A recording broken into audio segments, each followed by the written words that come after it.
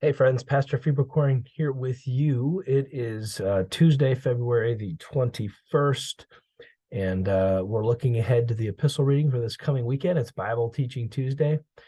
Romans 5 is the reading, kicks off our Lenten season with Lent, the first Sunday in Lent. And it sets before us a contrast between Adam and Christ. On the left-hand side there, you see it teaches in those 9 or so verses, Adam brought sin into the world. Sometimes Eve is blamed for this, for eating the apple. But if you read real close, you see Adam was standing right there with her.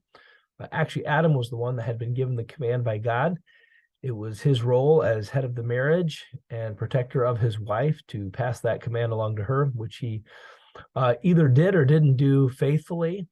But whatever it is, he should have said, "Stop, Eve, don't." Remember what God said, but he didn't. He sat back curiously and watched her eat it. And so in Romans 5, God clearly pins the primary blame on Adam. It's always the husband's fault. Remember that, wives. It's always your husband's fault. God says so. Adam brings sin into the world. Many die because of his sin. That's the consequence of sin. His sin results in condemnation. Without forgiveness of that sin, you're going to go to hell. His disobedience brings sin to many, so it propagates through the human race. It's inherited. Original sin passed down from Adam is inherited. Romans 5 is where we get the teaching of original sin. Other places as well, but this is a big one. Nobody is born innocent. We're all born with a sinful nature. It's given to us through Adam. Okay?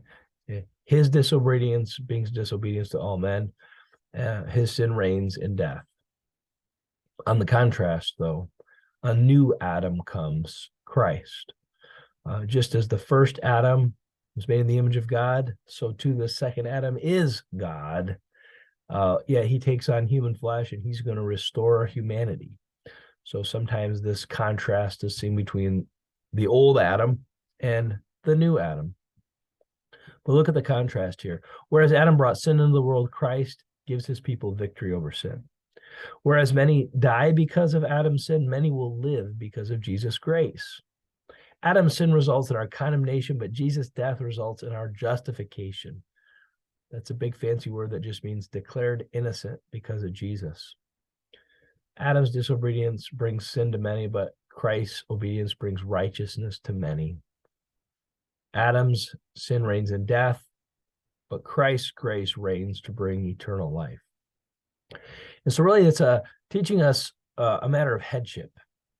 If Adam is our head, which is true of all of us when we're born, then death and sin are what we have to look forward to. But when we're baptized and brought into Christ and participate with him, or when we come to communion and participate in his body and blood, we exchange headships. We exchange Adam's headship for Christ, and the results are far different.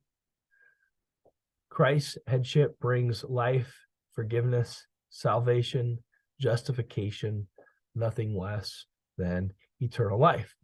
So President Lee Hagen is going to be with us this coming Sunday. I don't know if he'll preach on this reading or the gospel, but if he preaches on this, I sure look forward to seeing what he's going to say. It's a great text, a very important text for us as God's people today. All right, you have a great rest of your week. Pastor Roland will be with you in the intervening days, and we'll see you on Sunday in worship.